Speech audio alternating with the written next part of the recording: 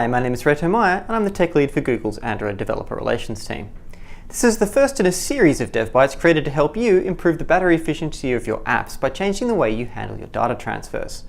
The mobile cell radio is one of the biggest sources of battery drain on modern smartphones, so making sure transfers use it efficiently can make a dramatic difference to your app's impact on the battery life. Now on the surface, this seems like a pretty simple challenge. If the cell radio drains the battery, just transfer as little data as possible, as infrequently as possible. Now that's a good start, but we want to balance that with providing a great user experience, one where the data your users need is available as soon as they need it, without them ever needing to hit refresh. Now that requires understanding how to optimize the timing of your data transfers, and that means understanding the cell state machine. Now in order to conserve power, the cell radio isn't kept on permanently. In fact, it goes through a series of state transitions in order to compromise between low latency data transfers and minimizing the impact on battery life.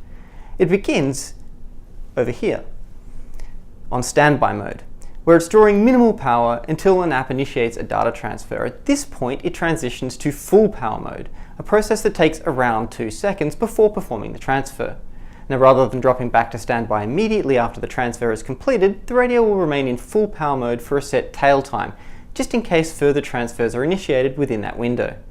This happens because dropping to a low power state reintroduces this power up latency. Not only that, but transitioning between states in and of itself is a significant power drain. Now if nothing happens during the 5 to 10 second tail time, the radio drops to this intermediate low power state that uses less battery than full power but has a lower startup latency than standby. If a new transfer is initiated, it will be promoted back to full power mode, and if nothing happens for another 30 seconds to a minute, it'll drop back to standby. The exact latencies and tail times vary between carriers, or even within carriers depending on where they are, as carriers try to balance low latency with longer battery life based on things like cell congestion and typical or prevailing network conditions. To understand how this might affect your app design choices, you start with this simple equation, then take the square root of the sum of the latency and idle times between each state, and then throw all of that out. Because it really doesn't require any maths to do, and it doesn't even matter what the specific latency or tail times are for any users of your app. The solution comes down to what I like to call the cookie droid conundrum. When scheduling downloads, do you transfer as much as you can as infrequently as possible, minimizing the number of transfers at the expense of bandwidth, or do you take the opposite approach, transferring as little as possible, performing transfers more frequently? Well, on the surface, the little cookie model appears sound. Less data transferred means less bandwidth, and less time spent with the radio active to transfer our data. And because we're downloading what we need on demand, we never download and process more than we need. Unfortunately, this results in a heavily fragmented use of the cell radio. From our knowledge of the cell radio state machine, we know that every time we perform a data transfer, the radio stays active for at least 5 seconds of tail time at full power, followed by anywhere from 10 to 60 seconds at lower power, before it finally returns to standby. That means every time you initiate a transfer, you're powering the cell radio up for at least 20 seconds. Now if we look at this more closely, you can see how an app like this one, whose radio use is indicated here, can drain the battery without transferring very much data. Each of these small peaks represents something like analytics data being sent back to the server every 15 seconds, while the larger peaks, they represent intermittent transfers based on user interaction, maybe clicking on a news article or looking at a restaurant listing.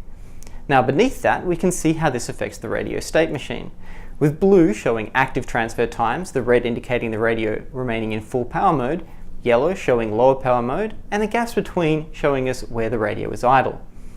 Now we can see straight away that there are no gaps, meaning that while this app is running, it's keeping the cell radio powered on continuously. In fact, the regular updates alone are enough to prevent the radio from ever returning to an idle state. That shows us that the big cookie model is a far better approach to coordinating our data transfers. In this example, I've bundled all of the repeating transfers together, and the intermittent transfers have been largely replaced with aggressive prefetching. Now obviously you usually can't entirely predict what data users might need, nor can you ignore either client or server-side changes that need to be synchronized, but you can aim to minimize the number of radio state transitions through a combination of aggressive prefetching, in addition to batching and queuing any transfers that aren't time-critical and bundling these with user-initiated time-critical transfers or those initiated from the server. The result is a significant improvement in the amount of battery drain your app is responsible for. In comparison to the previous on-demand approach, the radio is now idle nearly 2/3 of the time. Even the active radio percentage has dropped significantly thanks to an improved download efficiency as a result of transmitting more data in each shot. So, taking the cell radio into account, you can minimize the battery impact associated with your app's data transfers by transferring as little data as possible as infrequently as possible. Defragment your network access by prefetching, batching, and bundling your transfers, and eliminate client-initiated updates and polling as much as possible. The most important thing to remember is that every time you transfer data, no matter how small, the radio is powered up for nearly half a minute. So every decision you make should be based on minimizing the number of times that this happens. I dive into each of these topics in more detail in other videos in the Efficient Data Transfer series of DevBytes, including looking at ways you can analyze your own data transfer profile and how to implement some of these best practices using simple code patterns, as well as implementing sync adapters and Google Cloud messaging solutions.